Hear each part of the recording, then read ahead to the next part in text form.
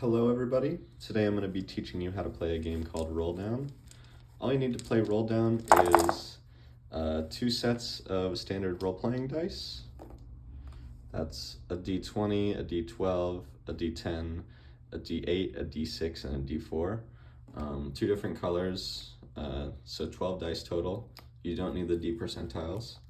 And then all you need after that is a standard deck of playing cards.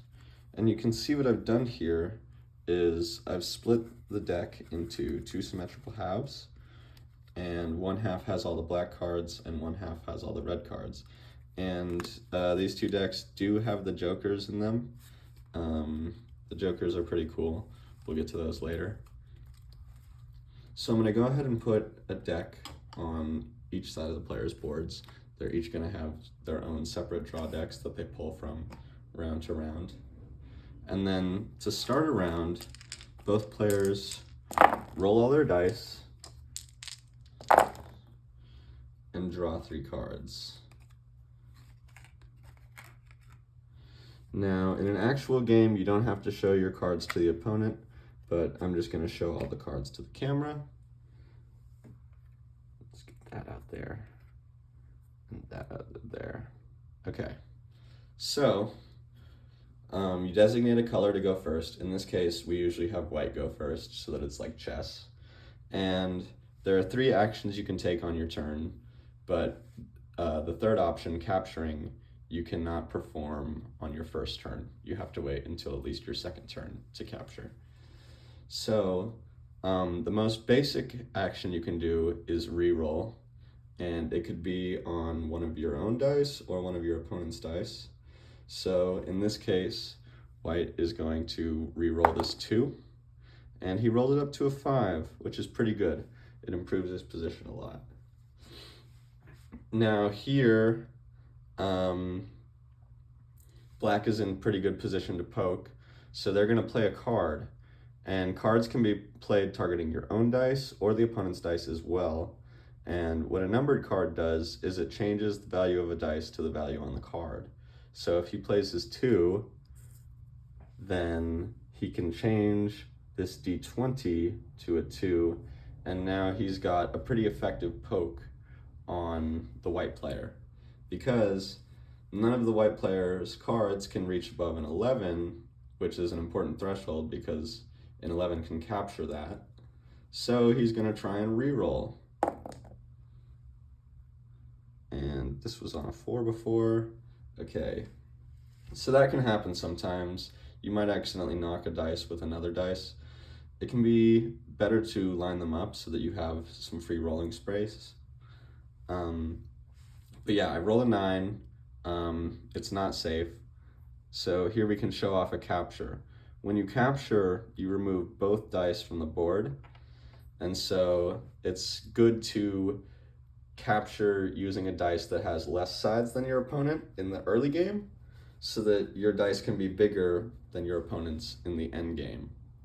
And so he got a pretty good trade because the 20 is very valuable and the D12 is a size below it, but the 20 is a lot more valuable. Okay, and he can respond to this with maybe a 1-for-1 trade, because black ignored this hanging 1, and then white can get his D4 off the board, which is pretty big for him. And now black is probably looking to get rid of his D4 or his D6 right now, and he can get rid of his D6 right now, so he would probably do that. And then white is just going to have to poke pretty hard. So he can start by playing a 2 on the 20 and try and make this up. Now black has a king, and a king on the 20 is going to be pretty good. A king just sets whatever you play it on to its max value. White can make him repeat the odds with a 3. Put that to a 3. And then Black has a 5 here, but a 5 actually is not safe from anything, so he kind of has to take the reroll here. Okay, and he got a 20. So now white is going to try to roll him back down. Okay, a 5, not safe. He's got to try to play it up. 15. Okay, now it'd be white's turn again. So you can kind of get in these long battles where you're battling until someone has a break in pressure. So now white rolled black to an 11, which is safe. So now black has a break in pressure and can do something to attack white here. And black is probably going to try and roll this down. Okay, but he rolled it up. Because if he got it to a 3 or lower, he could take that off the board. And then he'd be in pretty good position to close it out. Okay, white rolls him down to a 6. So now, what can we do here? We can try and roll back up. Okay, a 12 is safe. White tries to roll him again. A 15 is safe. Okay, now black rolls the d6 down to a 1, which is good. And I've got to try to roll it back up. Okay, a 3. So now we've kind of broken through this stage of the game because 3 for 3 trade has been taken. And now there's only 2 dice left on each side. And now really, unless white gets really lucky with this reroll, which he did not, it's pretty much a closed game here because we can take the d10 for the d12, and unless I roll below a 7 right at the end here, it's pretty much over. Nope. So then black wins, and they won with the d20. And so, because a d20 and a d10 were used to take the final capture, the total score for this round would be 30, because it's based on the maximum number of sides of the dice. So we can put those aside, and then we'll show how to deal out a second round, but we won't actually play through it. So both players switch dice colors and roll all their dice once more for the next round. And then they draw 3 new cards, right?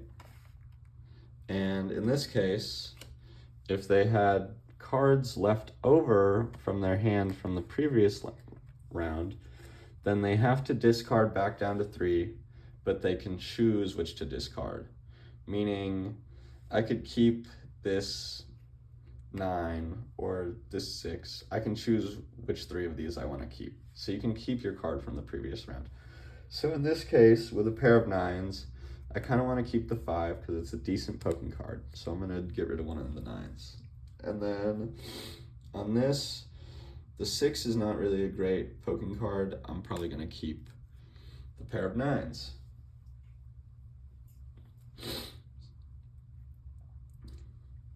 Okay, and then you would just play the next round, starting with the player with white. And yeah, if you play a 9-round game, you'll play through each of your draw decks completely, and then you can count up the score at the end and see who won.